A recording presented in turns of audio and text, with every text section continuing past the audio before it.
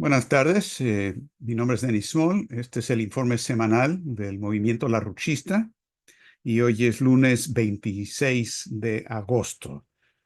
La situación estratégica está llegando a un punto límite, una encrucijada límite en tres o cuatro aspectos de la dinámica del proceso que ha aumentado día a día, hora a hora, el peligro estratégico, en particular de una guerra termonuclear. Desde el punto de vista de los centros financieros de Londres y Nueva York, el eje angloamericano, ellos están en una carrera contra el tiempo. Y por esto, Helga Sepp-LaRouche del Instituto Schiller ha estado señalando ya por algunos meses de que los próximos 60, 90 días van a ser los momentos más peligrosos y más decisivos de la historia humana. En particular, estamos hoy a 60 días aproximadamente de las elecciones de Estados Unidos, que van a ser extremadamente importantes, y vamos a hablar un poco de eso, pero también estamos a menos de 60 días de la cumbre de los BRICS, que va a celebrarse del 22 al 24 de octubre en Rusia. Y en esta situación, lo que está por ocurrir o lo que puede ocurrir en la reunión del BRICS es algo que realmente teme, en definitiva, la oligarquía financiera internacional, como temen también lo que puede ser una situación política estadounidense que le sale del control, donde las elecciones son simplemente un reflejo del proceso que está saliendo del control.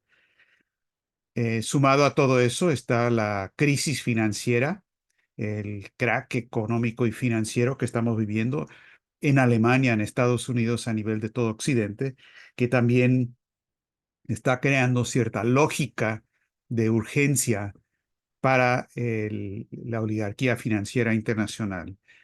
Y si bien es cierto que la situación en el campo de batalla en Ucrania no le va bien a Ucrania, con las últimas indicaciones, a pesar de la invasión que realizó la OTAN, porque no ha sido Ucrania, ha sido la OTAN que invadió Kursk en Rusia, a pesar del hecho de que los ucranianos realmente están sufriendo una derrota militar en lo profundo de la capacidad logística y militar.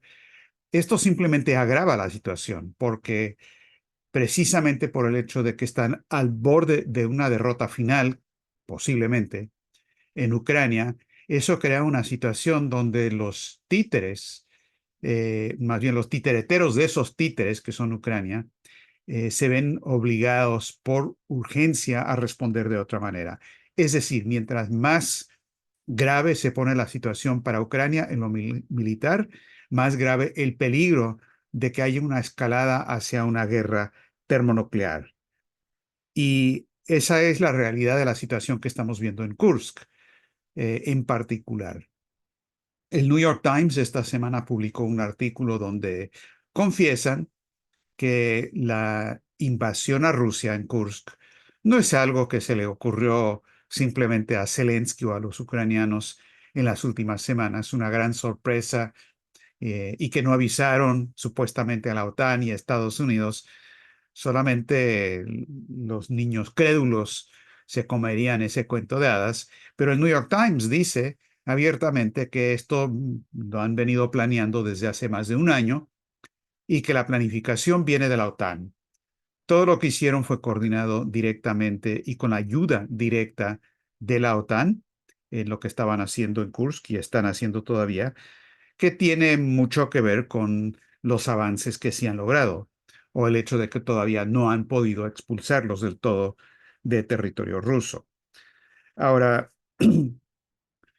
quienes han evaluado la situación de Kursk en las últimas semanas o 10 días desde que se inició esa ofensiva, en el sentido de la correlación de fuerzas militares en ese teatro de guerra, es decir, cuáles son las fuerzas rusas, cuáles son las fuerzas de Ucrania, que Ucrania tiene todas las de perder, etcétera, etcétera. Los que evalúan esa situación y analizan qué tan grave es lo que eso significa en términos del cuadro local o en términos de ese teatro de guerra, están cometiendo un error, porque lo importante de lo que está ocurriendo no son los acontecimientos en ese lugar de los hechos, sino la intención detrás de quienes lo están realizando. Los hechos y los acontecimientos no definen la dinámica de los procesos, ni en lo militar, ni en la física misma, ni en economía, ni en psicología. Lo que define y causa los acontecimientos es la intención o la intencionalidad de los actores. A veces están conscientes de esa intención y a veces no. Pero lo que motiva, lo que impulsa, lo que es el motor detrás de cada uno de los acontecimientos es el factor causal y decisivo. Y para ser muy concretos, en este caso de Kursk, la intención nunca fue, ni es en este momento, la de ganar una batalla dentro de Kursk, por parte de Ucrania o por parte de la OTAN, sino lo que querían hacer, y lo han hecho, es establecer un precedente para la participación directa en batallas directas entre fuerzas militares de la OTAN y Rusia. Armas de la OTAN, equipo militar de la OTAN y tropas de la OTAN, si bien son mercenarios o asesores nada más, o ucranianos entrenados por la OTAN. Pero el hecho de que es que esto ya es una guerra directa entre la OTAN y Rusia. Incluyamos dentro de ese cuadro el hecho de que ahora también la intención era establecer el permiso para el uso de armas de la OTAN de largo alcance para atacar a Rusia. Estamos viendo algo de eso con el uso de drones ucranianos para atacar bases aéreas y también la planta nuclear en Kursk, que es otro factor muy importante en todo esto. Pero a lo que voy en esto es que tenemos que mirar siempre detrás de los acontecimientos del día, qué es lo que lo está motivando, cuál es la intención. Y a veces esa intención no es algo consciente para el actor. A veces son los factores de historia, de cultura, lo que los impulsa. Y el verdadero estadista es la persona que entiende esas tendencias históricas, culturales, a veces intenciones explícitas y declaradas, a veces no, que motivan e impulsan lo que la otra parte está haciendo y lo que la parte de uno mismo también está haciendo. Y esto es lo que LaRouche siempre presentó como su manera de evaluar y por lo tanto de poder pronosticar lo que iba a pasar. Siempre en el sentido no de predecir el resultado, pero pronosticar lo que iba a ocurrir si no hay un cambio de la trayectoria cultural e histórica establecida. Y entonces la manera de evaluar lo de Kursk es desde esa perspectiva. ¿Cuál es la intención aquí de la OTAN? Y nosotros lo venimos diciendo por más de un año, desde la declaración, o antes de un año, la declaración que hizo Malcolm Chalmers, el vicepresidente de RUSI, que es el Instituto Real de Investigaciones del Reino Unido, donde Chalmers dijo explícitamente que tenemos que lanzar una crisis de los misiles cubanos en el estado en Crimea y llegar hasta el punto de una confrontación nuclear si es necesario. Entonces, reconociendo esa intención es lo que hemos estado diciendo. Ahora se está viendo y la gente lo está diciendo como tal. Esto también tiene que ver con la intención detrás de los ataques a la planta nuclear de Kursk, como hubo también en contra de la planta nuclear de Zaporizhia. Esto está ocurriendo, los detalles son un poco ambiguos todavía, no se sabe si han sido uno o dos o tres drones eh, que atacaron a la planta nuclear de Kursk y los rusos pudieron destruir esos drones con guerra electromagnética, pues. Sin embargo, ¿por qué atacar una planta nuclear? Esto es peligrosísimo porque se plantea la posibilidad de un verdadero accidente nuclear muy grave. El presidente o el jefe de la Agencia Internacional de Energía Atómica, Grossi, está en camino a Kursk para investigar en el lugar de los hechos lo que está pasando. Los rusos lo han llamado terrorismo nuclear y hay cierto debate sobre qué tipo de problema podría haber. ¿Podría haber otro Chernobyl o no? Pues los que se oponen a la energía nuclear en general están diciendo, no, todo puede estallar. Y no sabemos exactamente, se están haciendo los análisis y las evaluaciones. Lo que sí es cierto es que los verdes, los ambientalistas en Alemania y en general en Europa y en Estados Unidos, no han dicho nada en contra de Ucrania por lo que están haciendo con la planta nuclear. Es decir, hay un nivel de hipocresía total de los verdes. Y como dijo Helga Seplarrush esta semana, es tiempo que desaparezcan políticamente los verdes, porque son los más belicistas, los más pro OTAN y realmente no tienen nada que ver ni les interesa para nada el tema de la contaminación. Pero lo que sí está claro, si bien los detalles técnicos de qué podría ocurrir ahí se están investigando, lo que sí está claro es que con esto la OTAN está avanzando la idea de que pueden, que la energía nuclear y que los elementos nucleares pueden formar parte de esta guerra. Puede haber una guerra que sea hasta nuclear. Y ese es el significado y el porqué de eso. Ahora, los rusos lo están diciendo, los británicos lo están diciendo, el New York Times lo está diciendo, de que aquí hay el peligro de guerra nuclear. Y voy a leerles una cita de unos 2 o 3 párrafos. Es una cita un poco larga, pero creo que es una cita importantísima que da la idea de que verdaderamente lo que está ocurriendo hoy en día, el famoso Doctor Insólito de esa película de Hollywood de hace algunas décadas, el Doctor Insólito se quedó corto comparado a lo que está pasando hoy con la locura total de jugar con una guerra nuclear. El general de división ruso, general de división, Abdi Alaudinov, que es el comandante de las fuerzas especiales chechenas y que por cierto es el primer general, las primeras tropas que llegaron a la situación de Kursk para tratar de contener eso. Él, en una entrevista el 19 de agosto con el periodista independiente estadounidense Patrick Lancaster, Alaudinov dijo lo siguiente. Dijo que la invasión de Kursk se preparó directamente bajo la dirección de Estados Unidos.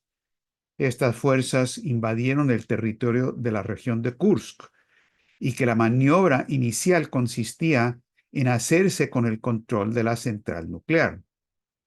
Después de esto, pretendían llevar a Rusia a que se sentara a la mesa de negociaciones con condiciones de ultimátum. Obligar a Rusia a retirar sus tropas del territorio de las 4 regiones actualmente rusas y obligarla a arrodillarse. Y luego siguió Alaudinov. Dijo, probablemente no vean ni oigan que, le dice a los norteamericanos, no vean ni oigan que sus dirigentes están haciendo todo lo posible para lanzar una guerra nuclear. Dijo, y la culpa de la situación actual en el mundo recae exclusivamente sobre Estados Unidos y el bloque de la OTAN. Y hablándole directamente a los norteamericanos, les dice, o te pones de pie y detienes a tu liderato satánico fascista y a sus fuerzas, o también tú aparecerás en la región de la Tercera Guerra Mundial, bajo bombas nucleares cayendo sobre tu cabeza, ya que han estado tratando por todos los medios de hacer que Rusia cruce la línea roja y comience a protegerse usando todas estas armas nucleares. Ojo, está reconociendo que la idea aquí es provocar a Rusia a tal grado que ellos tengan que utilizar armas tácticas. Luego le dijo de nuevo a los norteamericanos, no creo que esto sea algo que realmente quieran. Si no quieren que esto ocurra, díganlo, salgan a las calles y detengan a su gobierno. En cualquier caso, si quieren que Rusia pierda la guerra, tienen que entender, el Estado nuclear ruso no va a perder la guerra. Después de todo, ¿para qué necesitamos el mundo si no existe Rusia? Por eso les digo, o despiertan y salen a las calles para detener a su gobierno, o todos ustedes se van a encontrar en la región de la Tercera Guerra Mundial. Esta es la cuestión del futuro más próximo. Ahora, quizás algunos de ustedes quieran pensar que esto simplemente es una versión apocalíptica, exagerada, comprensible, pero exagerada por parte de los rusos para amedrentar y amenazar y todo lo demás. Les puedo asegurar que no es así. El mismo día, el 19 de agosto, el presidente de Bielorrusia, Lukashenko, en una entrevista con la televisión Rossía 1, dijo, y cito, la escalada de Ucrania en la región de Kursk es un intento de empujar a Rusia a acciones asimétricas, digamos el uso de armas nucleares. Cierra comillas. El periódico Financial Times, el 12 de agosto, una semana antes, tiene un artículo que dice que Rusia está contemplando lo que se llama un ataque de demostración, como detonar un arma nuclear en una región remota en un periodo de amenaza inmediata de agresión antes de un conflicto real para asustar a los países occidentales. Perdón, el Financial Times sigue. Los criterios para una posible respuesta nuclear van desde una incursión. Esto es en cuanto a lo que es la doctrina nuclear rusa. Los criterios para una posible respuesta nuclear van desde una incursión enemiga en territorio ruso, cosa que ya está ocurriendo, hasta desencadenantes más específicos, como la destrucción del 20% de los submarinos estratégicos de misiles balísticos rusos. Ahora, no tenemos confirmado lo que dice el Financial Times de que Rusia está pensando no una prueba nuclear, eso está contemplado de los dos lados, que puede ocurrir avisando al otro, sino el uso de una arma táctica para demostrar que esto va en serio. El hecho es que el Financial Times está hablando abiertamente, directamente de eso. A la vez que el mismo diario, Financial Times, que representa los intereses de la City de Londres, está diciendo que no hay ningún peligro de que los rusos vayan a cruzar la línea roja y que Occidente debe seguir con la ofensiva, que están demasiado preocupados, hay cobardía, no hay que dar un paso atrás, hay que seguir provocando. Les leo la cita este es del Times, el London Times, no el Financial Times, el Times de Londres, que representa los mismos intereses. Dice, funcionarios y expertos británicos creen que sus aliados europeos están demasiado preocupados por provocar una escalada rusa.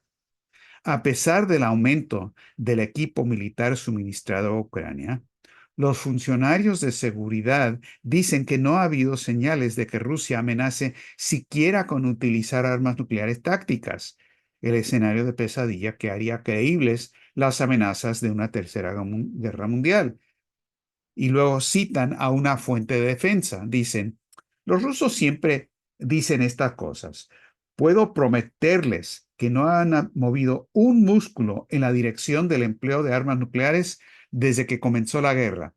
Nos fijamos en esto todo el tiempo porque el empleo nuclear táctico implica muchas etapas. Es decir, no se preocupen porque podemos seguir impulsando todo, cruzando líneas rojas, cruzando la frontera para invadir a Rusia, no para lograr una victoria militar local, sino para establecer el precedente y las condiciones para escalar hacia una guerra termonuclear.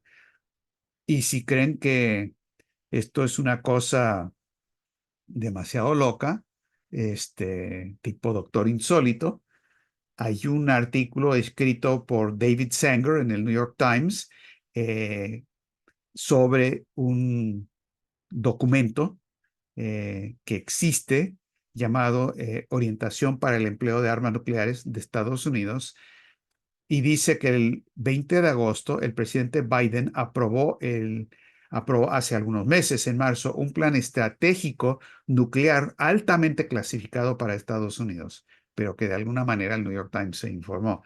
Y la nueva estrategia incluye enfrentar simultáneamente a tres estados nucleares: Rusia, China y Corea del Norte, y que Estados Unidos tiene que estar listo y dispuesto para esto. La portavoz del Ministerio de Asuntos Exteriores de China, Mao Ning, dijo que China está gravemente preocupada por esta declaración del New York Times, informando sobre esta nueva doctrina nuclear estadounidense o de seguridad que antes se desconocía. Todavía más loco, si queremos seguir escalando en los niveles de locura estratégica total. eh, Michael Rubin escribe en el National Security Journal, él es un experto en cuestiones de seguridad y nuclear, es investigador principal del American Enterprise Institute, es decir, un centro de los neoconservadores, y él dijo que Biden ha cometido un error al tratar de limitar la lucha en Ucrania a la propia Ucrania. Él dice que Taiwán no debe cometer ese error, que Taiwán no se debe limitar artificialmente en sus represalias a un ataque chino, limitarse geográficamente. Y cita un estudio de uno de los neoconservadores más locos, Gordon Chang, donde él dice que lo que Taiwán puede hacer, aún sin armas nucleares, sino con armas no nucleares, podría atacar la presa de las tres gargantas de China. Y dice que es un embalse que tiene 39 millones de metros cúbicos de agua, y está aguas arriba de unos 400 millones de personas. Por lo tanto, dice, casi el 30% de la población china corre el riesgo de que se produzca un fallo catastrófico de la estructura, como el que se podría causar por un ataque con misiles. Eso significa, todo esto son citas, todo esto significa que Taiwán posee un arma convencional que tiene el poder de un arma nuclear. Ahora, tamaña locura se viene impulsada por una locura también de proporciones mayores que se ve en el desplome de la economía.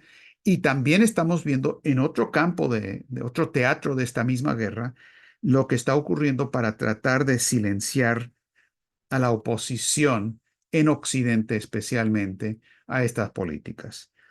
Tenemos el caso que ya hemos hablado de Scott Ritter hace un par de semanas, donde el FBI allanó su domicilio diciendo que estaba básicamente funcionando como un agente ruso, porque no estaba de acuerdo con la política exterior de Estados Unidos. Luego Dmitry Simes, otro experto en asuntos rusos, también su casa fue allanada. Y luego esta semana, para explicar todo lo que estaba pasando, el New York Times publicó un artículo en base a conversaciones que había tenido con el FBI y con otros, donde ellos dicen que existe una investigación criminal amplia y que van a haber más allanamientos pronto. ¿De quiénes? Pues de quienes se oponen a la guerra nuclear, de quienes se oponen a la política de Washington actual y la de Londres. Estamos viendo algo parecido con lo que acaba de ocurrir con el caso del creador de Telegram, Pavel Durov, que lo detuvieron en Francia. Y francamente, en el movimiento larruchista, el Instituto Schiller, esto lo tomamos muy en serio, ya que nuestros dirigentes forman parte de la lista de la CCD de responsables, dicen ellos, de desinformación sobre la guerra entre Ucrania y Rusia, y por lo tanto son blancos de estar en la lista negra de grupos como Mirotvorets, por lo que llaman terrorismo de desinformación. Estamos en un periodo, pues, tipo Goebbels de los nazis, donde estamos viendo no los preparativos de guerra, donde tratan de silenciar a todo el mundo, sino ya en plena guerra, y se están tomando las medidas de guerra en contra de quienes nos oponemos a esta locura. Esto también lo estamos viendo en el ámbito electoral estadounidense, como se vio claramente en el caso a principios de agosto con el intento de asesinato de Donald Trump, que según todos los medios británicos, ellos no quieren de ninguna manera permitir que Trump regrese a la presidencia, como ocurrió anteriormente. Eh, Hay ese caso y lo que está ocurriendo ahora es una pateada del tablero electoral en Estados Unidos, sino una pateada total. Por lo menos hay un terremoto político causado por el hecho de que Bobby Kennedy Jr., que se había postulado primero dentro del Partido Demócrata, acaba de respaldar a Donald Trump para la presidencia de Estados Unidos y está quitando su nombre de la boleta electoral, no en todos los estados donde está, sino en los estados indecisos, es decir, los estados más peleados, porque él no quiere que su voto vaya a dividir y quitarle votos a Trump. Son los estados de Nevada, Carolina del Norte y Michigan en particular, y es muy interesante lo que ha ocurrido en el diálogo público reciente de Bobby Kennedy y Donald Trump, donde hicieron estos anuncios. Bobby Kennedy hace como una semana dijo que, y esto antes de su anuncio sobre Trump, dijo que si él llegaba a la presidencia, lo primero que haría sería llamar a una nueva conferencia de Bretton Woods para reorganizar el sistema financiero internacional y establecer condiciones donde no la especulación, sino el crédito productivo predomina. Es una declaración, pero bastante buena en cuanto a declaraciones. Eh, También Bobby Kennedy hizo declaraciones de nuevo muy buenas sobre el tema de Ucrania. Dijo que Washington instigó la guerra porque Washington quiere guerra y que en esto él está de acuerdo con Donald Trump. Y en efecto, cuando habló Kennedy en la manifestación muy grande de Trump, anunció que los puntos de coincidencia con Trump estaban en este aspecto de la guerra de Ucrania, también cuestiones sobre químicos y alimentos que están, es una tangente en mejor de los casos, a mi parecer, pero sí habló de la cuestión de Ucrania. Y luego quizás lo más importante de todo, porque es lo que puede sacudir, ahora sí, patear el tablero por completo en Estados Unidos, es que Donald Trump anunció que al hablar con Bobby Kennedy antes de que lo respaldara públicamente, Donald Trump dijo que él se había comprometido y había lanzado una comisión de investigación de dos cosas. Primero, el intento de asesinato en contra de él, porque el FBI no se va a autoinvestigar en este caso, y también que iba a investigar y revelar todos los documentos del caso John F. Kennedy. Y esto lo dijo en presencia de Bobby Kennedy. Ahora, Trump hizo una declaración parecida en la campaña electoral previa antes de salir electo como presidente y dio paso atrás en eso. No lo hizo, lo prometió, pero luego dijo, no, no, eso no lo puedo hacer, porque eso es explosivo. Lo que está ahí en el caso de el asesinato de Kennedy es explosivo, porque es el papel directo de las agencias de inteligencia en el asesinato de un presidente estadounidense. Parte de lo que causó ese cambio con Trump en en su primer periodo presidencial es lo que le hicieron al general Flynn, que era el que había escogido para ser su asesor de seguridad nacional. Flynn anti-neoconservador, y el FBI le tendió una trampa, lo acusó de delitos mayores y lograron sacarlo de ese cargo. Y luego entró toda la oleada de los neoconservadores que tomaron control, como Pompeo y John Bolton, de la presidencia de Trump. ¿Pasará lo mismo esta vez? ¿Quién sabe? Vamos a ver qué ocurre. Eh, pero esta cuestión de hablar del tema de Kennedy en este momento es clave, porque el caso moderno que es el precedente para todo lo que está pasando con Ritter, con Symes y todo lo demás, es el caso de Lyndon LaRouche.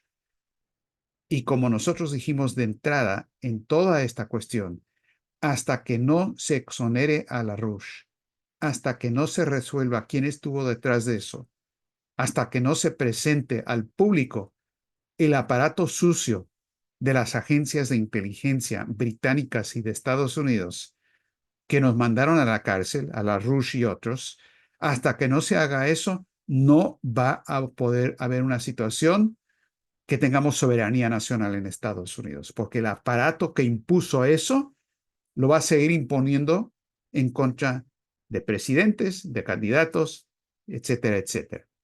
Entonces, esa parte de la declaración de Trump para mí es de lo más importante por las implicaciones que tiene. Ahora, ¿lo va a hacer? ¿No lo va a hacer? Eso es una cuestión de fuerzas políticas. Lo que nos toca a nosotros, como el movimiento larruchista y el movimiento del Instituto Schiller, no es escoger entre los candidatos presentados, porque no estamos respaldando la presidencia de Trump. Lo que estamos haciendo es algo de mucho más importancia que eso, que es actuar sobre esa dinámica de largo alcance y de larga duración de los procesos culturales, de los procesos históricos que definen los acontecimientos cotidianos en el mundo estratégico. Y de ahí lo fundamental del llamado del Instituto Schiller y de Helga Sepp-LaRouche en particular, de que todo este peligro de guerra termonuclear nos tiene que llevar a un nuevo Tratado de Westfalia, un cambio total de paradigma, donde la totalidad de las relaciones entre los estados y los pueblos cambien a una dinámica diferente, no la ley de la selva, de un juego de suma cero, sino lo que salió de Westfalia, es decir, la idea del bien del otro, la idea de la defensa de la soberanía nacional. Y la urgencia de lograr ese tipo de cambio, de establecer un nuevo orden económico internacional, de tomar el orden económico actual y ponerlo por un proceso de reorganización por bancarrota, porque si no se hace eso, no va a haber un cambio. Ese es el tema central de la política, de la gran estrategia, porque es eso lo que afecta y cambia las intenciones, el proceso dinámico de largo alcance. Y por eso reiteramos y decimos que las fuerzas débiles en ese sentido, como en la física, al igual en la política y el estadismo, las fuerzas débiles pueden causar cambios tectónicos.